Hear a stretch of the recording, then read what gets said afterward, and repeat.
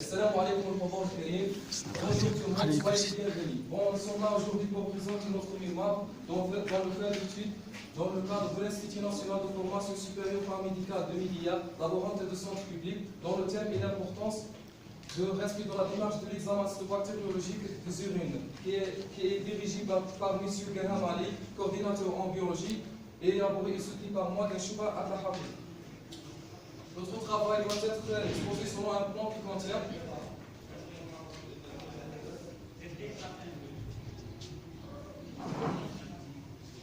introduction, problématique, hypothèse, rôle théorique, rôle pratique, suggestion et enfin conclusion.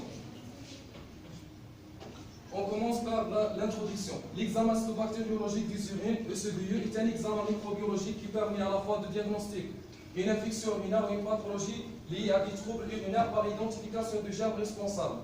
Cette identification exige une démarche bactériologique qui doit être rigoureusement respectée dans l'enchaînement de toutes les étapes pour aboutir à des résultats viables. La démarche de cet examen doit être exécutée tout en respectant les différentes étapes de la démarche universelle de cet examen, afin de donner une bonne appréciation aux cliniciens, de redresser le bon diagnostic et d'orienter la thérapeutique initiale. Problématique. Devant notre stage, au niveau de l'EPH, au niveau de laboratoire de l'EPH de Djelfa et multibactériologie, période allant le 1er juillet 2017 au mois d'août de la même année, nous avons constaté que certains personnels ne respectent pas la démarche.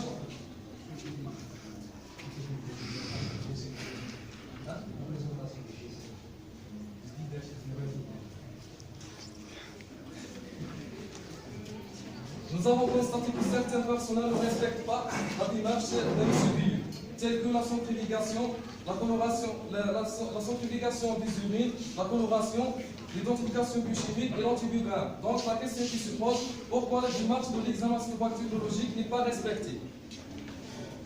L'hypothèse, premièrement, la méconnaissance de l'importance de certaines étapes de l'examen bactériologique.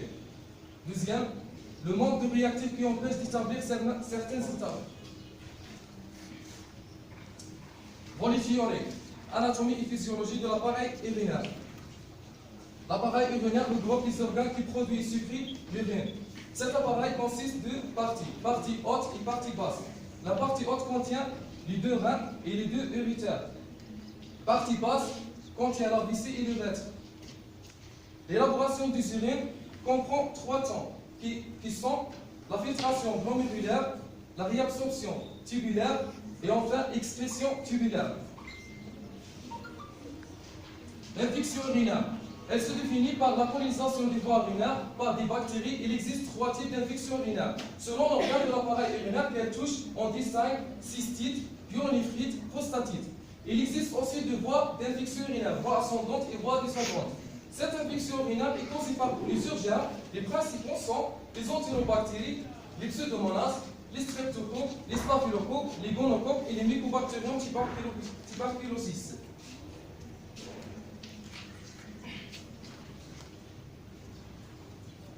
Après un prélèvement des urines, on réalise le suivi. Cet examen comprend premièrement l'examen macroscopique qui permet d'apprécier l'aspect et la couleur des urines. Deuxièmement, l'examen microscopique qui contient à l'état frais et après coloration de gluméthylène. Troisième, et enfin, l'examen bactériologique. Après la culture pendant 24 heures à 37 degrés, on réalise la coloration de grammes, ensuite l'identification biochimique et enfin l'antibiogramme.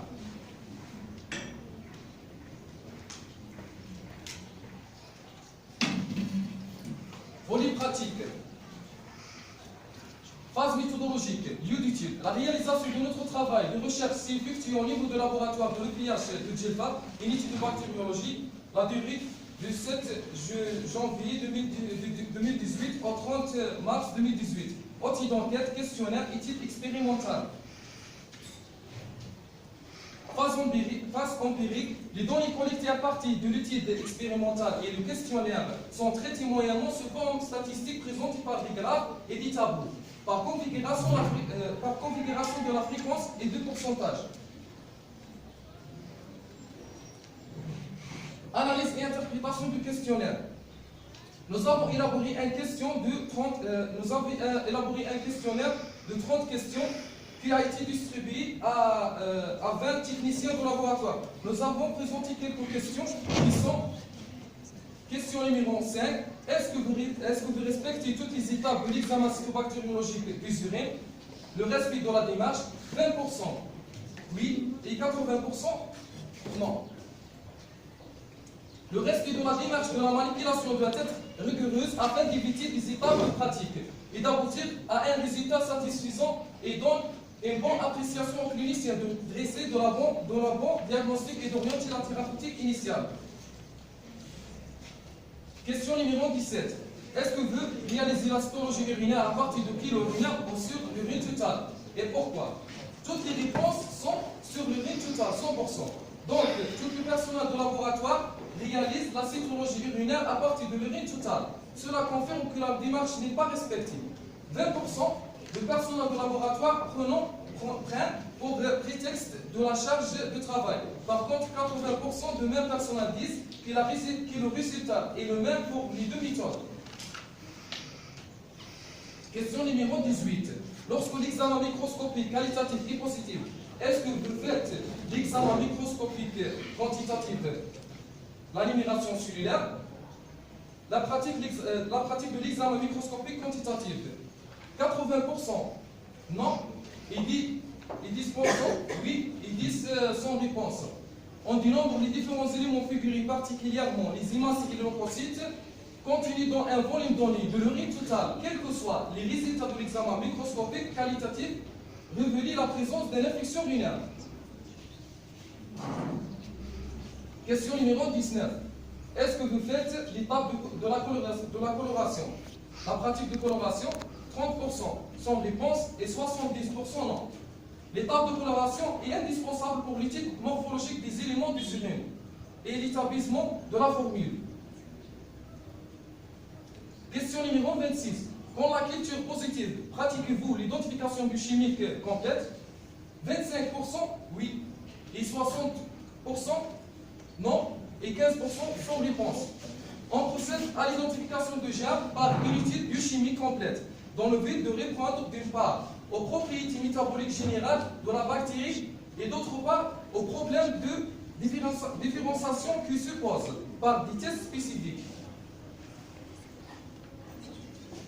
La question 28, est-ce que vous lancez l'antibiogramme pour faciliter au médecin de choisir le meilleur traitement antibiotique à prescrire aux malades? L'application de l'antibiogramme. 50% non et 30% oui et 20% sans réponse. L'antibiogramme représente l'étape la plus indispensable qui permet au médecin de choisir le meilleur traitement antibiotique à prescrire aux malades. Analyse de l'entretien avec le chef service. Première question, est-ce que vous réalisez tous les examens bactériologiques au niveau de votre service de bactériologie? Le chef service nous a répondu qu'il y a un manque des réactifs et des moyens. Deuxième question, est-ce que l'unité bactériologique est fonctionnelle à 100%? Le chef service nous a répondu qu'il y a un manque de réactifs. Troisième question, avez-vous déjà rencontré une rupture du produit de coloration? La réponse du chef a été positive sur le manque de coloration. Quatrième question, vous avez déjà les produits de coloration? Le chef nous a donné une réponse positive. Question numéro 5, est-ce que vous avez déjà fait la commande? La réponse a été négative. Sinon, pourquoi? Le chef nous informe que la pharmacie ne contient pas 6 colorants. Sixième question, la relation entre les paillasses est-elle indispensable, inutile, souhaitable? Le chef service nous a répondu que la relation entre la paillasse est souhaitable. Question numéro 7, qui est responsable de la gestion des réactifs et du matériel de l'unité? La réponse est le chef service. Question numéro 8, est-ce qu'il existe le bon de liaison entre le chef d'unité et le chef de service? La réponse a été positive. Analyse et interprétation de l'étude comparative. Nous avons réalisé une expérience personnel sur 20 échantillons urinaires qui consiste à faire une étude comparative entre la méthode réalisée à partir du personnel de la paillasse, des bactériologies et nous-mêmes. Elle a pour but de montrer l'importance du respect de la démarche cytobactériologique des urines. On essaie de respecter toutes les mesures de sécurité et prenant en compte toutes les informations que pouvons accompagner le prélèvement. Et on a essayé de réaliser une étude cytobactériologique le plus détaillée possible. Le choix des échantillons est selon les résultats de la cytologie à partir de l'urine totale, c'est-à-dire 20 échantillons d'urine qui ont une cytologie non significative en l'absence de leucocytes.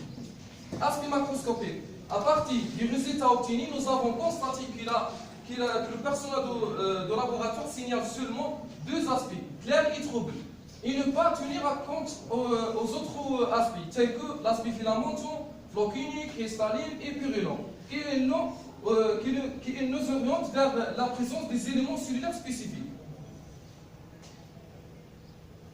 Aspect qualitatif. Pour les leucocytes, à partir du kilo urinaire, 70% leucocytes positifs. À partir de l'urine totale, 0%. Pour les hémacytes, à partir du kilo urinaire, 80% présence. Et à partir de l'urine totale, 15% présence. Pour les cellules épithéliales, à partir du kilo urinaire, 90% présence. À partir de l'urine totale, 40% présence. Et pour les cristaux, à partir du kilo urinaire, 85 présence, et à partir de l'urine totale, 25% présence. Pour les cellules rénales, à partir du kilo urinaire, 42,5 présence, et à partir de l'urine totale, 0%. L'aspect quantitatif concerne l'examen cytologique, numération cellulaire. La totalité du personnel de l'unité de bactériologie n'effectue pas cette étape. Quand les résultats sur l'examen microscopique qualitatif sont négatifs, dans ce cas, le choix des échantillons est selon les résultats de la cytologie à partir de l'urine totale, c'est-à-dire 20 échantillons d'urine qui ont une cytologie non significative en l'absence de leucocytes, dont les laboratoires ignorent cette numération cellulaire. Par contre, quand nous avons fait cette étape, nous avons constaté la présence des leucocytes et des hémacytes avec un pourcentage 100%. L'examen bactériologique, 55% positif. Synthèse générale. Après l'analyse des données recueillies à partir de notre étude de cas et d'après les résultats des réponses aux questions, il y a une différence de taille de l'ordre de 60% entre les résultats des deux méthodes appliquées sur le terrain. Ni les conditions de conservation des échantillons urinaires, ni la démarche de l'examen cytobactériologique des urines n'ont été respectées. Donc, notre première hypothèse, la méconnaissance de l'importance de certaines étapes de l'examen cytobactériologique des urines a été confirmée. Selon l'analyse des données recueillies à partir de notre questionnaire destiné au personnel de laboratoire et d'après notre entretien avec le chef service, nous avons constaté que la démarche cytobactériologique des urines n'est pas appliquée correctement et complètement, grâce au manque de réactifs et de matériel, ce qui confirme notre deuxième hypothèse. Donc, au niveau du laboratoire de l'unité de bactériologie de l'EPH de Djelfa, il y a un manque de réactifs qui empêche d'établir certaines étapes de l'ECBU. Suggestion. Nous avons adopté à proposer les suggestions suivantes. Renforcer les services moyens humains qualifiés, organisation des formations de mise à niveau au personnel physique de fonction de laboratoire. Les jurys scientifiques sont nécessaires, sensibiliser le personnel de laboratoire des analyses médicales sur l'importance de respect de chaque étape de la démarche complète de l'ECBU. La présence d'un médecin microbiologiste est indispensable. Le laboratoire doit disposer des moyens nécessaires et appliquer les règles strictes de la manipulation correcte. Et enfin, la conclusion. Durant notre étude, nous avons constaté l'importance et le rôle primordial que joue le laboratoire de bactériologie dans le cadre de la recherche bactériologique et l'aide qu'elle apporte pour l'intérêt de patients et de médecins. Traitant dans le dépistage des infections, en particulier les infections urinaires, pour lesquels on adopte une technique spécifique de recherche microbiologique, l'examen cytobactériologique des urines, qui doit s'effectuer dans les conditions adéquates. Nous avons voulu attirer votre attention concernant notre constatation sur le non-respect des différentes étapes de cet examen, capital par l'ensemble du personnel de laboratoire dont nous avons essayé de sensibiliser afin de réaliser cet examen d'une manière plus rigoureuse et responsable. Et merci pour votre attention.